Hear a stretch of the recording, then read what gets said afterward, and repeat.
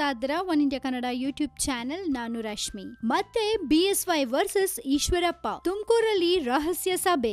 BJP ರಾಜ್ಯಾಧ್ಯಕ್ಷ BS ಯಡಿಯೂರಪ್ಪನವರಿಗೆ Eshwarappa ಸೆಡ್ಡು ಹೊಡೆಯಲು ಮತ್ತೆ ಮುಂದಾಗಿದ್ದಾರಾ? ಹೀಗೊಂದು ಪ್ರಶ್ನೆ ಈಗ ಮತ್ತೊಮ್ಮೆ ಎದ್ದಿದೆ. ಯಾಕಪ್ಪ ಅಂದ್ರೆ ಈಶ್ವರಪ್ಪ ಅವರು ಇಂದು ದಿಢೀರೆಂಬಂತೆ ಮಾಜಿ ಸಚಿವ ಬಿಜೆಪಿಯ ಹಿರಿಯ ನಾಯಕ ಸೊಗಡು ಶಿವಣ್ಣ ಅವರನ್ನ ಭೇಟಿ ಮಾಡಿ ರಹಸ್ಯ ಸಭೆ ನಡೆಸಿದ ಕಾರಣ ಈ ಪ್ರಶ್ನೆ ಈಗ ಎದ್ದಿದೆ. ತುಮಕೂರು ಹೊರವಲಯದಲ್ಲಿರೋ ಸೊಗಡು ನಿವಾಸದಲ್ಲಿ ಈಶ್ವರಪ್ಪ ಅವರು 1 ಗಂಟೆಗಳ ಕಾಲ ಮಾತುಕತೆ ನಡೆಸಿದ್ದಾರೆ. ಈ ವೇಳೆ ಮುಂದಿನ ರಾಜಕೀಯ ನಡೆ ಮತ್ತು ರಾಯಣ್ಣ ಬ್ರಿಗೇಡ್ ವಿಸ್ತರಿಸುವ ಬಗ್ಗೆ ಚರ್ಚೆ ನಡೆಸಿದ್ದಾರೆ ಅಂತ ಹೇಳಲಾಗ್ತಿದೆ. ಇನ್ನು ಸಭೆ ಮುಗಿದ ಬಳಿಕ ಈಗ ಬಂದೆ ಅಂತ ಹೇಳಿ ಮಾಧ್ಯಮಗಳ ಕಣ್ಣು ತಪ್ಪಿಸಿ ಹಿಂದಿನ ಬಾಗಿಲಿಂದ ಈಶ್ವರಪ್ಪ ಹೊರಟೋಗಿದ್ದಾರೆ. ಈ ಸಭೆಯಲ್ಲಿ ಮಾಜಿ ಸಚಿವ ರವೀಂದ್ರನಾಥ್, ಭಾನುಪ್ರಕಾಶ್, ಸೋಮಣ್ಣ, ಬೇವಿನ ಮರದ ಸಿದ್ದರಾಜು ಸೇರಿದಂತೆ ಹಲವರು ಭಾಗವಹಿಸಿದ್ರು. ಮಾಧ್ಯಮಗಳ ಜೊತೆ ಮಾತನಾಡಿದ ಸೊಗಡು ಶಿವಣ್ಣ, ಇಷ್ಟು ದಿನ ಕಳೆದ್ರೂ ಕೂಡ ಇನ್ನೂ ಕೆಲ ಜಿಲ್ಲೆಗಳಲ್ಲಿ ಅಧ್ಯಕ್ಷರ ಬದಲಾವಣೆಯಾಗದಿದ್ದಕ್ಕೆ ಮತ್ತೊಮ್ಮೆ ರಾಷ್ಟ್ರೀಯ ಅಧ್ಯಕ್ಷರ ಗಮನಕ್ಕೆ ತರುವ ಬಗ್ಗೆ ಚರ್ಚಿಸಲಾಯಿತು. ಇದರ ಜೊತೆ ಗುಂಡ್ಲುಪೇಟೆ ನಂಜನಗೂಡು ಉಪಚುನಾವಣೆ ಬಗ್ಗೆ ಇಂದಿನ ಸಭೆಯಲ್ಲಿ ಚರ್ಚಿಸಲಾಗಿದೆ ಅಂತ ತಿಳಿಸಿದ್ದಾರೆ. ಈ ಬಗ್ಗೆ